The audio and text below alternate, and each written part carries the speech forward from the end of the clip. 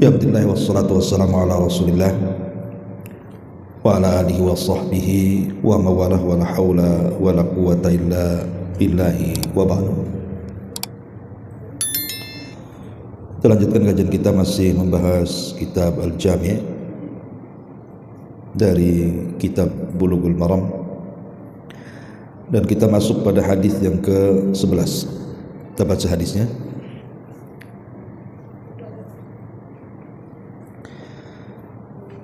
Wa anhu radhiyallahu anhu qala qala Rasulullah sallallahu alaihi wasallam la yashrabanna ahadun minkum qa'ima, akhrajahu Muslim. Dan darinya, maksudnya masih dari hadis Ali radhiyallahu an, Rasulullah sallallahu alaihi wasallam bersabda, janganlah salah seorang di antara kalian minum sambil berdiri. Hadis ini dikeluarkan Imam Muslim.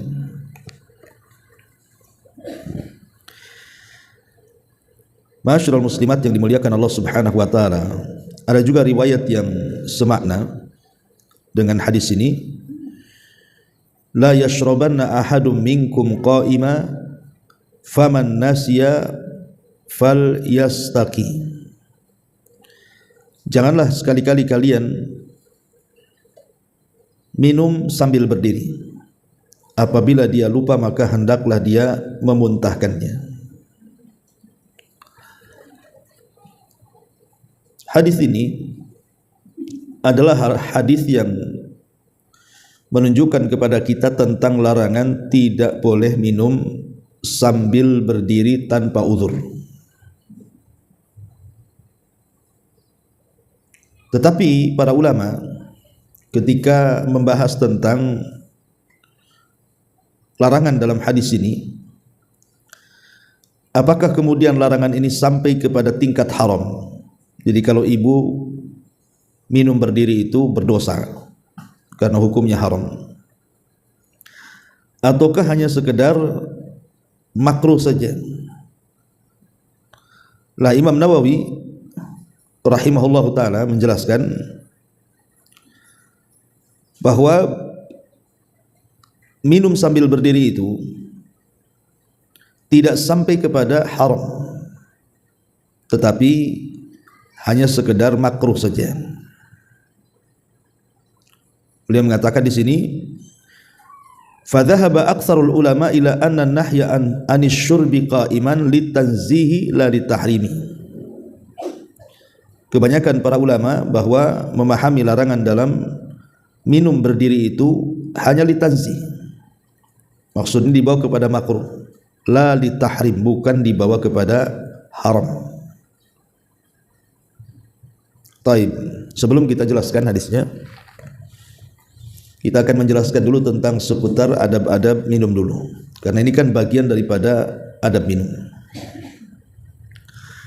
Ma'asyiral muslimat yang dimuliakan Allah Subhanahu wa taala, yang pertama yang harus dipahami atau diperhatikan ketika kita minum, hendaklah seseorang minum dengan membaca basmalah. Jadi seseorang makan ataupun minum, jangan hanya sekedar minum saja, tetapi juga disunahkan membaca basmalah.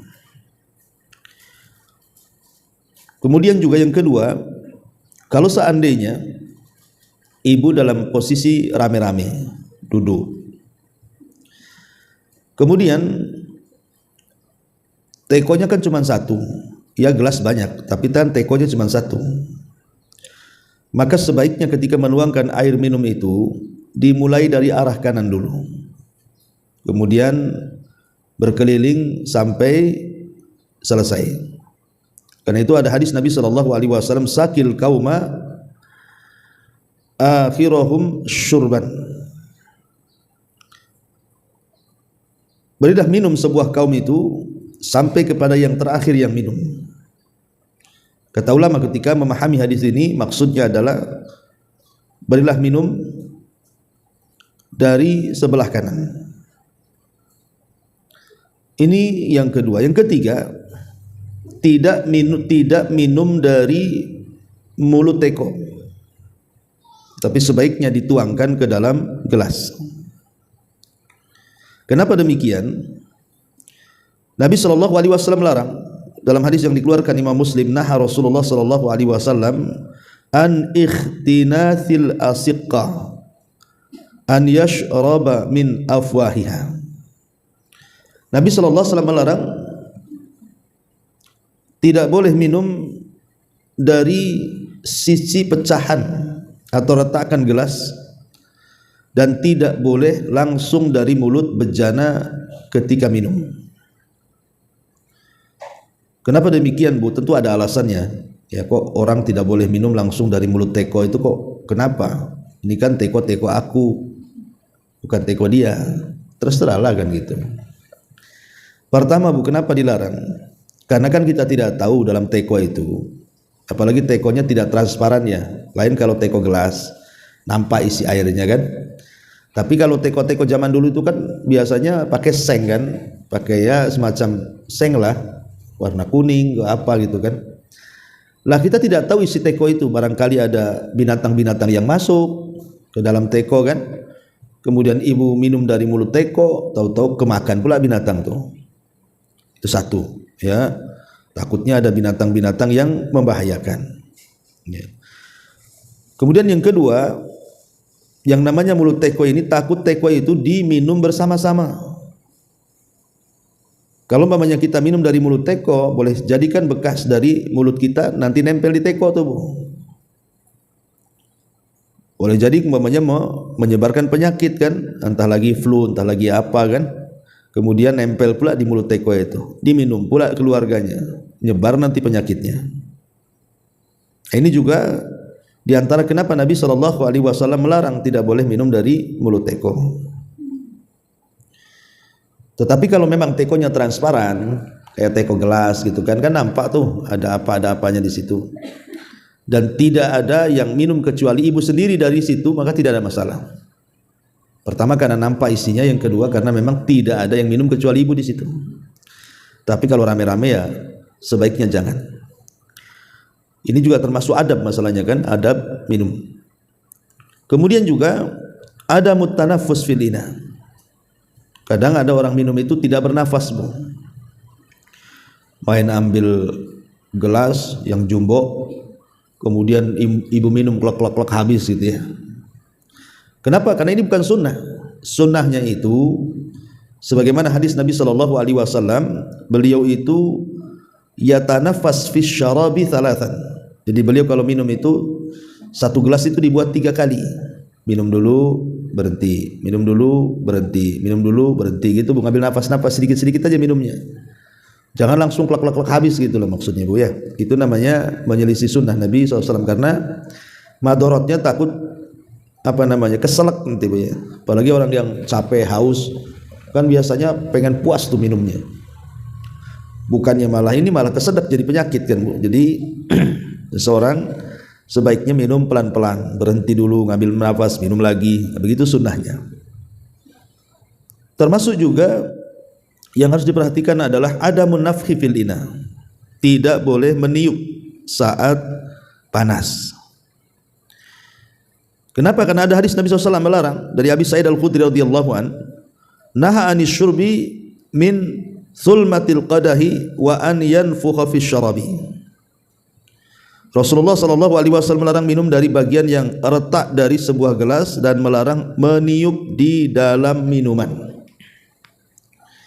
Tapi sekali lagi, kalau seandainya ibu lagi makan dengan yang berkuah-kuah gitu ya, entah kuah sayur asam, kuah gulai, rawon, pokoknya intinya ada kuahnya lah. Kan ibu biasanya kalau langsung makan atau minum-minum yang panas, kopi, teh, dan yang lainnya, itu kan membahayakan. Sehingga ada di antara kita ini kadang kalau mau makan minum itu ditiup-tiup gitu kan. Nah sebenarnya hukum meniup makanan itu sampai tingkat apa gitu ya. Maka ulama mengatakan bahwa meniup dalam makanan itu tidak sampai tingkat haram, tetapi hanya makruh saja. Tetapi walaupun demikian, kalau memang ada hajat, kata ulama, idza kana hunaka hajatun tad'u ila nafhi fi at-ta'ami aw asy-syarabi li tabridihi. Kalau seseorang itu memang berhajat untuk meniup dalam makanan ataupun minuman untuk mendinginkan, wa kana yahtaj ila an ya'kula aw yashraba, dan dia pengen cepat-cepat makan dan minum, wa yashqa alaihi an yantadhirahu, dan dia berat untuk nunggu kelamaan gitu ya, maka ulama mengatakan fa innal karahiyata tazul, maka hukum makruhnya dianggap hilang. Artinya boleh Bu ya. Jadi niup itu kalau memang ada hajat, ibu lapar, pengen cepat-cepat makan gitu ya. Sementara nunggu dingin tak ada kipas pula di situ. Ya sudah nggak apa-apa. Ya, kemudian nggak ada pokoknya apa namanya ya, buku atau apa yang bisa dikipas-kipasin, maka tidak mengapa kata ulama seseorang meniup makanan kalau ada hajat. Ini juga diantara adab makan. Adab minum. Kemudian juga adab minum itu termasuk juga asyurbu bi yadil yamin, minum dengan tangan kanan. Ini bagian daripada adab. Karena minum dengan tangan kiri itu adalah minumnya setan. Kata Rasul, la ya'kulanna ahadukum bishimalih wa la yasrabanna biha fa inna syaitan ya'kul bishimali wa yashrab biha. Kata Rasul, jangan makan dengan tangan kiri, jangan minum dengan tangan kiri, karena setan makan dengan tangan kirinya dan minum dengan tangan kirinya. Artinya kalau kita minum dengan tangan kanan itu kita sedang menyelisihi setan. Kalau ibu minum atau makan dengan tangan kiri berarti ibu kawannya setan. Tapi kalau menggunakan tangan kanan berarti kita menyelisihi. Maka ini juga pelajaran bagi kita, pendidikan bagi anak-anak, karena biasanya anak-anak kalau dari kecil tidak diarahkan itu sampai besar jadi kidal jadinya. Ini juga penting Bu ya. Jangan sampai kalau kita punya anak kecil atau ibu punya cucu nampak makan atau minum dengan tangan kiri, lekas ditegur. Karena itu bentuk penyelisihan terhadap setan, bukan hanya sekedar adab makan minum aja, tidak. Tapi lebih daripada itu kita sedang menyelisihi makan minumnya setan. Kemudian juga di antara adab adalah bersyukur, mengucapkan hamdalah kalau memang kita selesai makan ataupun minum. Kata Nabi SAW, innallaha la yarda 'anil abdi an ya'kulal akalata fayahmadahu 'alaiha aw yashrab asy-syurbata fayahmaduhu 'alaiha. Kata Rasul, Allah sangat redha, sangat senang kepada hamba ketika dia makan, setelah makan dia memuji Allah. Ketika dia minum, selesai minum dia memuji Allah Subhanahu wa taala. Nah, ini di antara adab-adab yang berkaitan dengan minum. Dan perlu diketahui juga berkaitan dengan minum ini, kita tahu bahwa minum ini salah satu hajat dan kebutuhan manusia. Orang kalau tidak ada air bisa mati, Bu. Tetapi kalau orang tidak makan masih bisa bertahan hidup.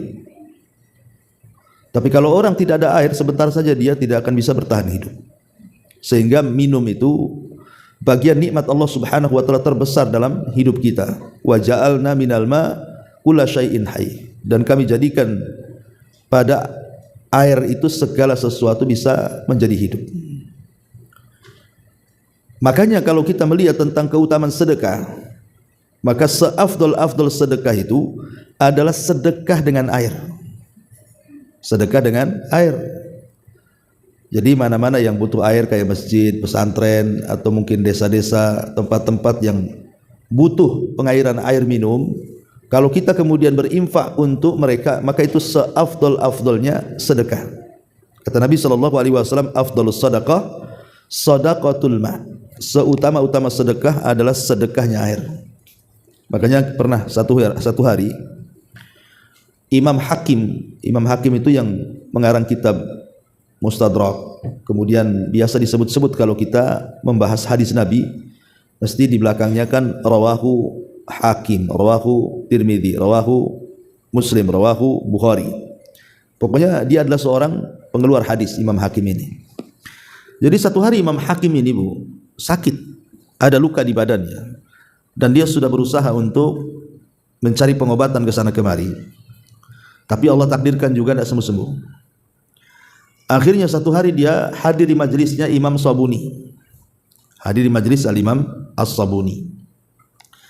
Maka selesai pengajian, selesai ta'lim, maka Imam Hakim ini datang kepada Imam As-Sabuni, kemudian mengadukan penyakitnya dan mengatakan, ya Imam, saya ada sakit di badan saya, luka yang tidak pernah kunjung sembuh. Bisa enggak kau minta jamaah yang hadir di majelis taklim kamu ini mendoakan akan kesembuhan aku? Akhirnya kemudian Imam As-Sabuni meminta jemaahnya yang hadir di situ, baik yang laki-laki atau yang perempuan, agar sama-sama mendoakan sakitnya Imam Al-Hakim ini. Tiba-tiba kemudian selang beberapa hari, ada seorang wanita yang hadir di majelis taklim itu bermimpi malamnya, bahwa dalam mimpinya dia berjumpa dengan seseorang yang mungkin itu mimpi baik dari malaikat gitu ya, agar menitipkan pesan kepada Imam Hakim, kalau dia ingin sembuh penyakitnya maka sedekahlah dengan air. Akhirnya wanita ini kemudian menyampaikan perkara mimpinya kepada Imam As-Sabuni untuk disampaikan kepada Imam Hakim. Maka kemudian Imam Hakim pun menyarankan atau berusaha melakukan apa yang disarankan oleh Imam As-Sabuni agar bersedekah dengan air supaya sembuh penyakitnya. Akhirnya kemudian dia pun berusaha mencari desa yang sangat berhajat kepada air. Kemudian dia menggali sumur di situ. Kemudian dia sedekahkan airnya kepada warga desa yang ada di situ. Lah selang beberapa waktu setelah peristiwa itu, subhanallah, Allah sembuhkan tuh penyakitnya Imam Hakim. Makanya Nabi SAW mengatakan apa? Tadawaw mardakum bisadaqah. Kasih carilah kesembuhan bagi orang sakit di antara kalian dengan sedekah. Jadi dari sini kita tahu bahwa air itu adalah seafdal-afdalnya sedekah. Dan hal yang sama terjadi kepada seseorang yang datang kepada Abdullah ibn Mubarak. Dia pun sakit orang ini. Kemudian dia mengadu kepada Abdullah ibn Mubarak akan sakit yang diderita yang lama sembuh tuh. Maka Abdullah ibn Mubarak menyarankan agar dia sedekah dengan air. Setelah dia sedekah dengan air, tiba-tiba Allah sembuhkan. Nah itu kan bagian daripada sebab, ya kan? Tetapi kita lihat di sini kita tidak berbicara soal cerita sembuhnya, tetapi kita bicara soal airnya. Bagaimana manfaat air itu luar biasa. Sampai-sampai kemudian dijadikan oleh para ulama sebagai afdal as-sedekah, sedekah yang paling utama, bahkan bisa dijadikan tawassul untuk kesembuhan. Karena tawassul dengan amal saleh, ya. Ini diantara yang harus dipahami soal keutamaan air ini. Ya baik sifatnya, ya kalau sekarang kan ada dibuatkan sumur bor ataupun sumur biasa, atau mungkin sekarang kan ada ATB, udah masjid ini saya yang bayar ATB-nya atau saya yang pasang ATB-nya, ya. Dan begitu seterusnya. Tapi walaupun demikian Bu, bicara soal minum ini yang harus Ibu pahami, ada di sana minuman-minuman yang haram. Tidak semua air boleh diminum. Apa saja minuman yang haram itu? Yang pertama al-muskirat, minuman yang memabukkan. Dan itu tercantum dalam surah Al-Maidah ayat 90. Innal khamra wal maisir wal ansab wal azlam rijsun min amali syaitan fajtanibuhu la'allakum tuflihun. Ingat bahwa khamar itu bagian daripada amal setan, tinggalkan agar kalian beruntung. Ini yang pertama, jangan minum khamar, haram hukumnya. Kemudian yang kedua, jangan minum racun. Minum racun seperti orang yang bunuh diri, minum racun, haram, tak boleh. Karena Rasul mengatakan la dharara wala dhirar, tidak boleh menyakiti diri sendiri dan tidak boleh menyakiti orang lain. Tidak boleh. Badan ini milik Allah, bukan milik kita. Jangan disakiti dengan minuman racun, racun serangga, racun tikus, racun kecoa, macam-macam diminum dia, nggak boleh. Kemudian yang ketiga an-najasat, air najis tidak boleh diminum. Air najis itu tidak boleh diminum. Kemudian juga termasuk laban al-jalalah. Jadi laban al-jalalah adalah air susu yang dihasilkan dari hewan yang disebut jalalah. Jalalah itu hewan yang dibesarkan dari makanan-makanan yang najis. Jadi ada hewan, kayak umpamanya ibu naro lele di sepiteng Bu, ya. Lah ibu naro lele di sepiteng itu kan lele besarnya kan karena makan kotoran kan Bu. Itu disebut jalalah namanya Bu. Ibu tidak boleh makan lele yang hidup di sepiteng itu, kecuali lele itu kemudian diletakkan di air bersih paling lama 3 hari, paling sebentar 3 hari, paling lama ya terserah. Dikasih makanan bersih dulu, makanan suci dulu, baru mungkin setelah lebih dari 3 hari baru boleh dimakan. Tapi kalau langsung ibu ambil dari spiteng, langsung digorok kemudian dimakan, itu tidak boleh Bu. Itu namanya hewan jalalah, tidak boleh. Makanya sebaiknya jangan naruh lele di spiteng Bu. Itu maksud pada jalalah. Jadi jalalah tidak mesti, ini contoh saja, jalalah itu apa gitu ya. Nah, termasuk juga kalau ada kambing, ada unta, ada sapi, dia makan kotoran yang najis, maka itu air susunya tidak boleh diminum tuh. Itu namanya labanul jalalah, namanya tidak boleh. Termasuk juga seseorang minum dari hewan yang campuran, hewan campuran, yang satu haram bapaknya atau ibunya suci umpamanya. Ya contoh sajalah, walaupun mustahil. Bapaknya anjing, ibunya kambing. Itu anaknya jadi apa tuh? Ya. Jadi si kambing ini hamil karena dihamili si anjing. Itu namanya kan hewan yang berbeda ya, yang satu halal, yang satu haram kan Bu. Nah, ini kalau ada turunan-turunan kayak gini Bu, maka ke bawahnya nggak boleh diminum air susunya. Nah, ini juga nggak boleh juga sama. Kemudian juga termasuk larangan adalah minum di bejana emas atau perak. Nah, itu juga harus dipahami. Tidak boleh minum di bejana emas ataupun perak. Taib masyarakat muslimat yang dimuliakan Allah Azza wa Jalla. Kemudian ada air-air yang sifatnya khusus, seperti ibu minum air susu. Air susu ini kan ada hukum-hukumnya kan Bu. Apa saja sunnah-sunnah minum air susu itu? Pertama, ya biasalah baca basmalah umum ya. Karena memang setiap makan minum itu dianjurkan baca basmalah. Kemudian yang kedua, berdoa setelah minum. Doanya Allahumma barik lana fihi wa zidna minhu. Allahumma barik lana fihi wa zidna minhu. Ya Allah, berkahilah kami karena susu ini dan tambahkan kami darinya. Ini berdoa setelah minum air susu. Kemudian yang ketiga, berdoa kepada orang yang memberikannya. Jadi kalau ada orang yang memberikan susu kepada ibu, kemudian orang itu, maka ibu harus mendoakan orang yang ngasih susu itu. Allahumma barik lana fihi wa at'imna khairan minhu. Ya Allah, berkahi kami karena makanan ini dan berilah kami makanan yang lebih baik darinya, dan berkahi orang yang telah memberinya. Kemudian juga disunahkan berkumur-kumur Bu, karena Rasul mengatakan innalahu dasman, sesungguhnya susu itu memiliki lemak. Makanya kalau harus minum susu, ibu mau sholat, mau apa, berkumur-kumur. Itu sunnah ya. Nah, kemudian juga ada air yang memang memiliki hukum khusus seperti air zam-zam. Nah, itu juga memiliki hukum khusus buat air zam-zam itu. Dan disunahkan kalau minum menghadap kiblat gitu ya, kemudian baca basmalah, dan jangan lupa banyak-banyak berdoa. Dan boleh seseorang itu minum air zam-zam sepuasnya ya, sambil berdoa, karena memang Rasul mengatakan ma'uz zam-zam lima syuribalahu. Air zam-zam itu dikabulkan kepada setiap doa para peminumnya. Jadi ibu kalau habis umroh bawa zam-zam kan itu ya.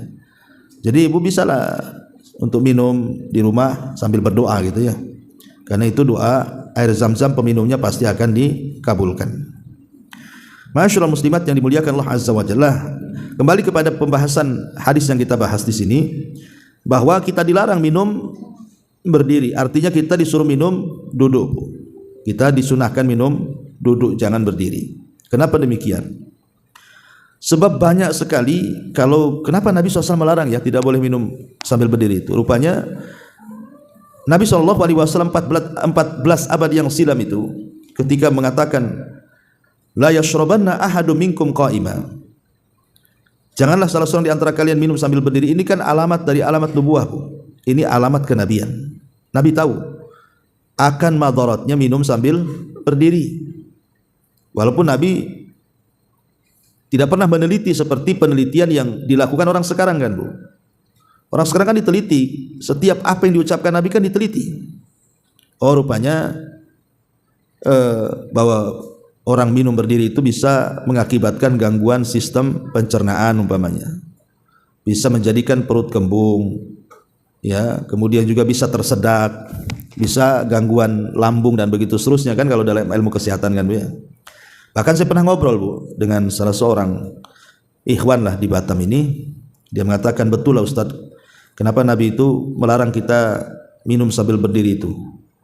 Dulu katanya saya sering sakit pinggang, sering sekali sakit pinggang. Padahal minum air putih itu selalu katanya. Katanya orang kalau suruh minum air putih itu suka hilang sakit pinggangnya.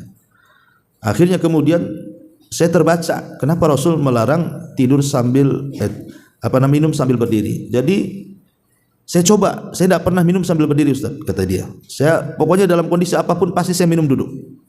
Lah setelah saya amalkan katanya kan minum sambil duduk itu, subhanallah, hilang sakit pinggang saya Ustaz katanya. Ini pengakuan ikhwan kita kan itu.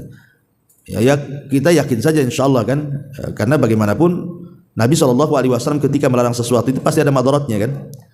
Maka ketika dilarang minum berdiri berarti yang disunahkan minum duduk. Lah ketika minum duduk pasti ada faedahnya. Ya pasti ada faedahnya secara kesehatan gitu ya. Jadi itulah memang nubuah dari nubuah kenabian. Tapi kalau kita langgar selalu kita minum berdiri pasti akan banyak penyakit yang datang, dan ibu bisa tanyalah ke para dokter dan spesialis kesehatan gitu kan tentang bahaya minum berdiri, atau mungkin bisa dilihat di Google kan, mesti nanti ketemu tuh. Wallahu alam, ini diantara faedah hadis ke-11 tentang larangan minum berdiri. Baik Bu, satu hadis saja sampai di sini. Kita buat tanya jawab, silakan. Kita buat tanya jawab.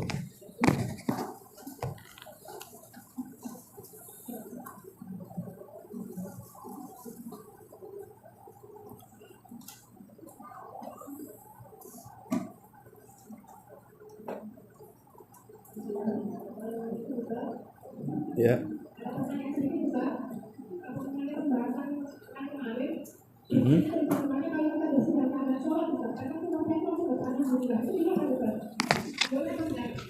Ketika bersin dalam sholat, ibu baca basmalah, baca alhamdulillah. Ya Bu, dulu di zaman Nabi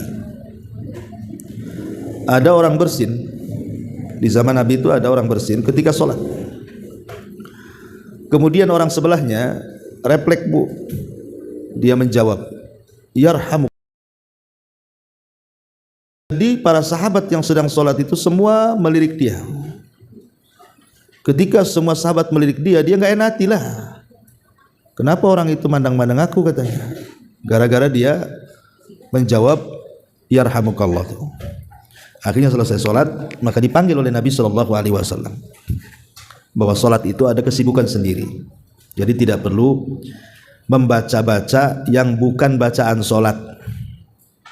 Ya Bu ya, tidak boleh membaca bacaan yang bukan bacaan sholat. Apapun bacaannya, apapun dzikirnya, apapun doanya, yang bukan bagian daripada doa dan dzikir yang harus dibaca dalam sholat, jangan dibaca ketika sholat. Wallahu a'lam.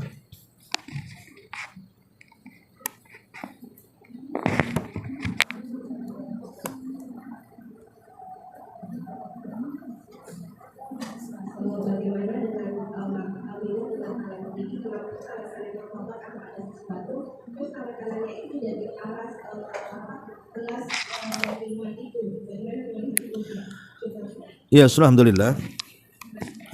Ya Bu, tentang masalah kalau yang dimaksud tangan kiri itu hanya sekedar membantu, tetap dia tangan kanan yang beraksi. Yang banyak peranan itu tangan kanan. Tangan kiri itu hanya bantu saja. Ya enggak apa-apa, insyaallah enggak apa-apa. Tapi yang kemudian kalau banyak bekerja tangan kiri, tangan kanan yang bantu, itu tak boleh. Berarti memang dia pakai tangan kiri. Jadi tetap kalau yang ibu katakan sebagai alas tangan kanan, kemudian tangan kiri itu biar gak jatuh karena kotor. Ya. Sekarang masalahnya kotornya kenapa Bu? Karena makan, karena ya kalau karena makan aja pegang aja lah, kan nanti gelasnya dicuci juga Bu. Kok sibuk kali? Kalau bisa itu jangan dicuci gelasnya gitu ya Bu ya. Jadi tetap bersih gitu. Nggak bisa, pegang aja lah, umpamanya karena makan masih ada bekuah, ya nggak apa-apa lah, nempel-nempel di gelas. Nanti kan gelasnya dicuci. Nah, jadi nggak ada alasan itu kalau tangan kiri ikut campur itu. Ya nggak apa-apa kalau tangannya kotor, langsung aja pegang gelas. Insya Allah nanti kan gelasnya akan dicuci juga. Sebaiknya begitu Bu. Wallahu a'lam. Ya.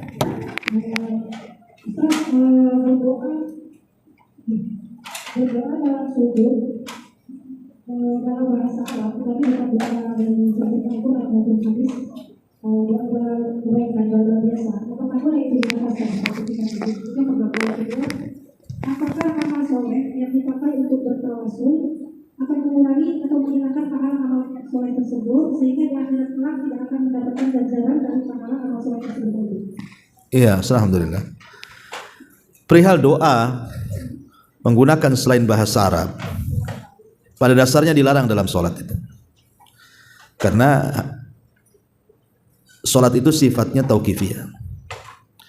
Tetapi saya pernah mendengar satu fatwa daripada Syekh Abdul Razak ketika ditanya boleh nggak seseorang yang la yuhsin al-arabiyah, tidak pandai berbahasa Arab, kemudian dia berdoa dalam sujud itu dengan bahasa daerahnya, dilafadkan. Kata beliau boleh, tidak ada masalah. Ya, ini fatwa beliau boleh. Boleh seseorang itu melafadkan dengan selain bahasa Arab, bahasa daerah dia dengan doa-doa yang dikehendaki dalam sujudnya.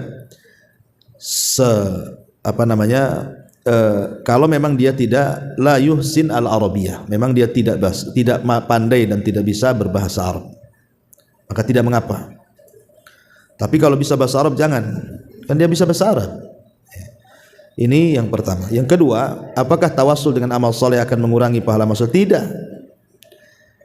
Amal soleh itu, Bu, jangan dikiaskan dengan uang di dompet, Bu. Kalau uang di dompet dibelanjakan habis lama-lama tinggal dompetnya kan. Tapi amal soleh tidak. Dibelanjakan amal soleh itu tetap aja dia nilainya.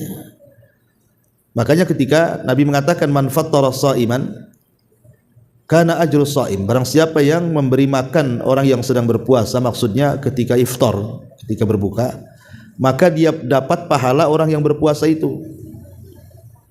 Bukan diartikan berarti pahala orang yang berpuasa pindah ke kita yang ngasih makan iftar. Nanti nggak ada orang yang mau makan makanan kita kan? Oh nggak mau lah, gitu. Nanti pahala saya habis diambil kalian. Nggak begitu. Pahala kita tidak berkurang, tetapi pahala yang sama diberikan kepada orang yang ngasih iftar. Jadi kalau pahala itu tidak akan berkurang. Bahkan pada hari kiamat justru balasannya jauh lebih berlipat ganda lagi. Wallahu a'lam.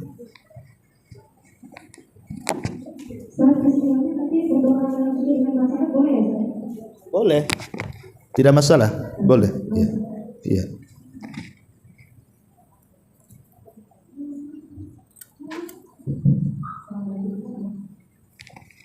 Waalaikumsalam.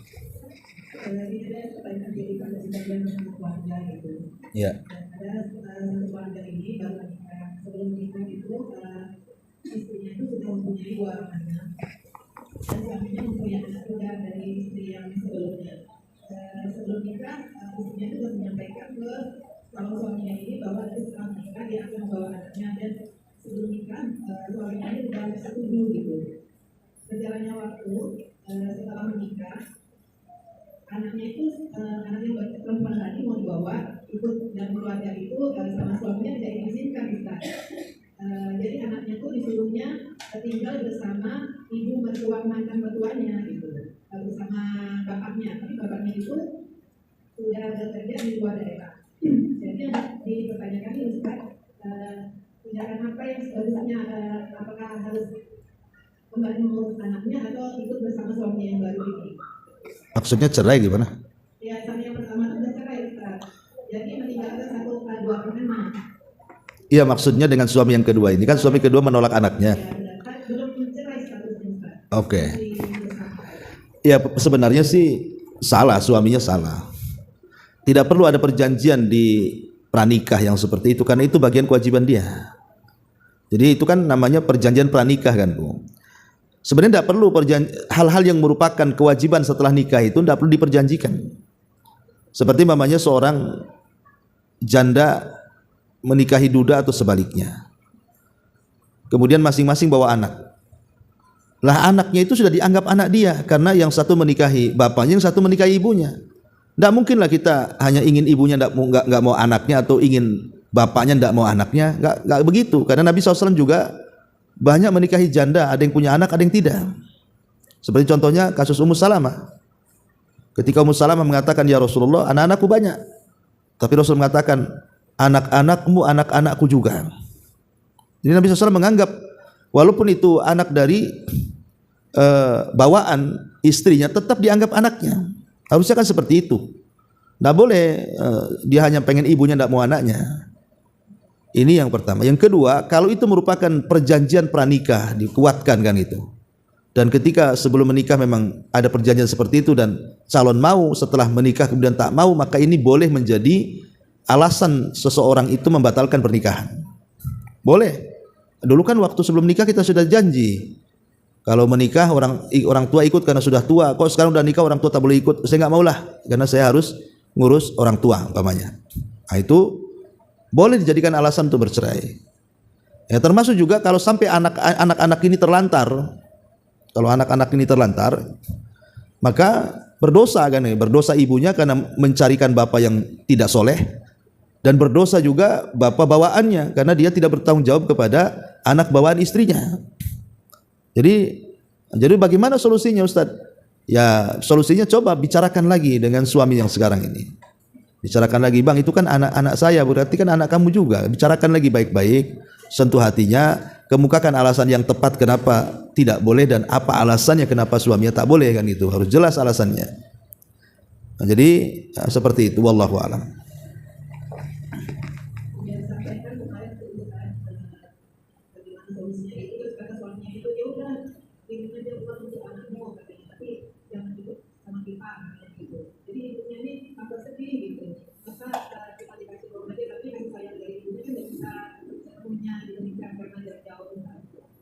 Iya, kan sebenarnya kan kalau dia itu kembali kepada gini, Bu. Ketika bercerai dengan suami yang pertama itu kan ada namanya hak asuh, Bu. Lah hak asuh ini kembali kepada siapa? Kalau hak asuhnya jatuh kepada ibu, ya ibu yang merawat. Kalau hak asuh jatuh kepada bapak, ya bapak yang merawat. Itu ya. Jadi kembali kepada sebelumnya dengan suami yang pertama tuh. Cemana tuh hak asuhnya? Kan suami yang lama belum meninggal kan, Bu? Masih hidup, ya kan? Berarti hak asuhnya itu kepada siapa? Kalau memang hak asuhnya kepada istrinya, ya ikut istrinya. Tapi biasanya itu ketika masih kecil biasanya ikut ibunya. Tapi kalau sudah besar, itu biasanya dikembalikan kepada anaknya. Nak, mau ikut siapa? Jadi hendaklah dia tanya dulu anaknya mau ikut siapa. Kalau kata anak ini ikut bapak, ya tidak bisa apa-apa ibu. Kalau kata anak ini ikut ibu, berarti tidak bisa apa-apa bapak. Nah, di situ satu poin yang harus dipahami. Taruhlah kemudian anak ini lebih memilih ikut ibu, tidak mau ikut bapak. Berarti kan hak asuhnya kembali kepada ibu. Dan tanggung jawab anak ini diberikan kepada bapak yang pertama. Maksudnya hak makan, minum, dan begitu seterusnya. Berarti bapak angkat ini hanya membantu. Sifatnya itu kan membantu. Bukan dia yang bertanggung jawab. Ya, tetapi kan ada juga yang bapak angkatnya baik, tetap dia ngasih gitu ya. Ya, saya kira ini kembali kepada kemaslahatan keluarga lah, Bu. Kemaslahatan keluarga. Artinya kalau memang dia mau sabar, istri itu mau sabar dengan kondisi seperti ini, tetap dengan menggabungkan hak dia kepada suami dengan hak dia kepada anak, ya berjalan aja seperti ini. Kan masih bertanggung jawab, ngasih biaya kepada anaknya kan, Bu. Cuman mungkin yang hilang kasih sayangnya saja. Maksudnya kasih sayang karena tidak serumah. Tetapi coba di lobby lah. Maksudnya jangan sama sekali tidak satu rumah, pemain tetap dikirim uangnya. Tetapi entah dalam setahun itu pas musim libur ke rumah dulu, main-main di rumah dia kan, didekatkan dengan bapak sambungnya. Kalau memang seperti itu nggak masalah.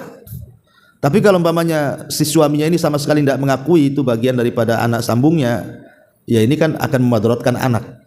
Nah, itu bisa jadi alasan si ibu cerai dengan menggugat cerai kepada suaminya dengan perjanjian pranikah itu. Karena kan sama memisahkan anak dengan orang tuanya itu. Tidak boleh, ya. Wallahu a'lam. Wah, ya, saya kira cukup. Subhanaka wa bihamdika asyhadu an la ilaha illa anta astaghfiruka wa atubu ilaik. Allahu ta'ala alam. Assalamualaikum warahmatullahi wabarakatuh.